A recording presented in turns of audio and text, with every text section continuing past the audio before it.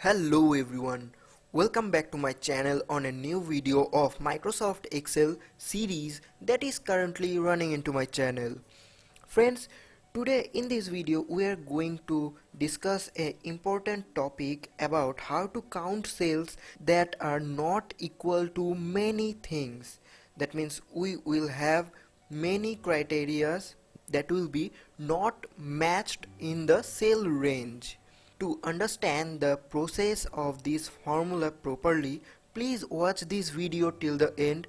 This is your host Pritam and you are watching Technical Portal YouTube channel. Don't forget to subscribe my channel and also press the bell icon to get all notification from my channel.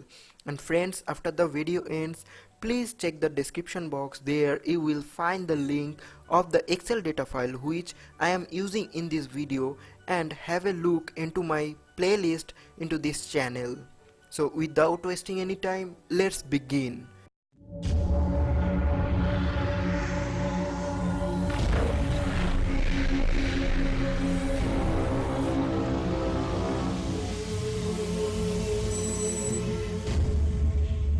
Welcome back friends. For your easy reference, as usual I am going to run the OSK software, that means the on-screen keyboard, so that you can notice which of the keys I am pressing in my keyboard. So here it is, and I have already created a file previously. Let's open that file, it will save our time.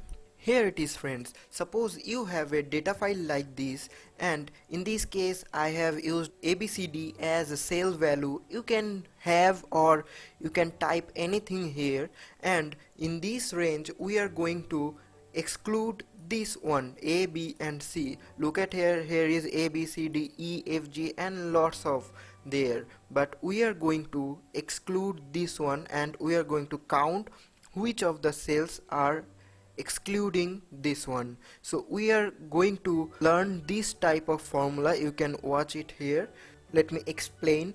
To count cells that not equal to any or many things, you can use a formula based on match function, ISNA function and SUMPRODUCT function.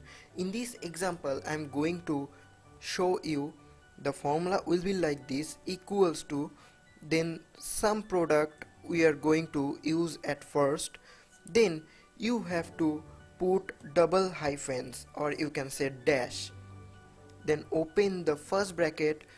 Follow my steps properly, I will explain you that later. After that we have to use the ISNA function here, then open the bracket, then you have to use the match function, right? Look at here, in the match function, here you have to select the lookup value, that means the range. In this case we have to select or you can type manually here the range.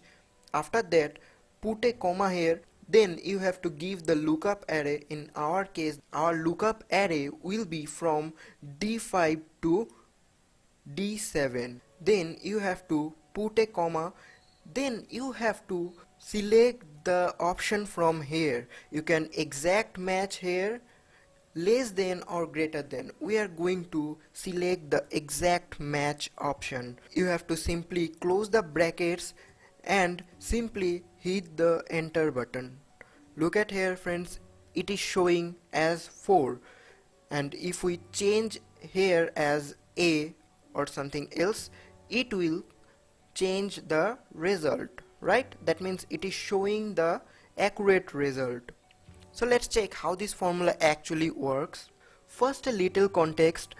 Normally if you have just a couple of things you don't want to count, you can use the Countifs also, but this doesn't scale very well if you have a list of many things, because you will have to add an additional range or criteria pair to for each thing, and you don't want to count.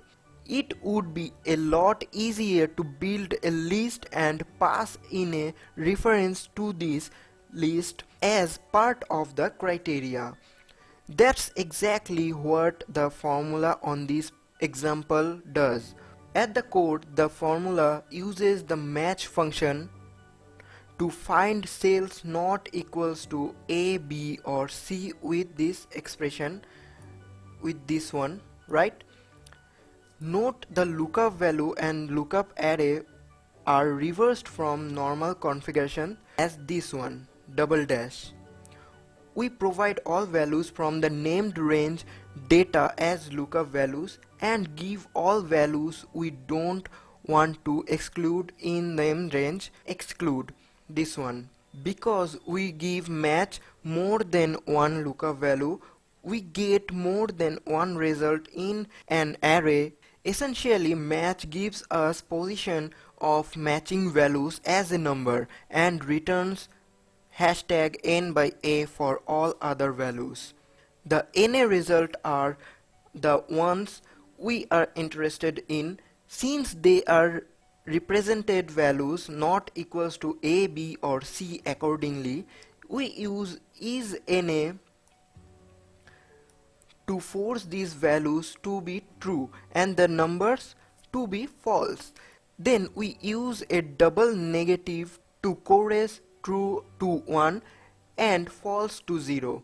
The resulting array inside SUMPRODUCT will be showed this result. With only one array to process, SUMPRODUCT sums and returns as a final result, that is 4. Note carefully, using SUMPRODUCT instead of sum avoids the need to use Ctrl Shift and Enter. As we all know that if we have an array value, we have to use the Ctrl Shift and Enter to have a result. So that's all for today, friends. Hopefully you have liked this video and learned something new. Hopefully it will help in your daily work life. Please share this video with your friends. Share your opinion as well as your queries in the comment section. Keep learning, keep supporting this channel and stay tuned.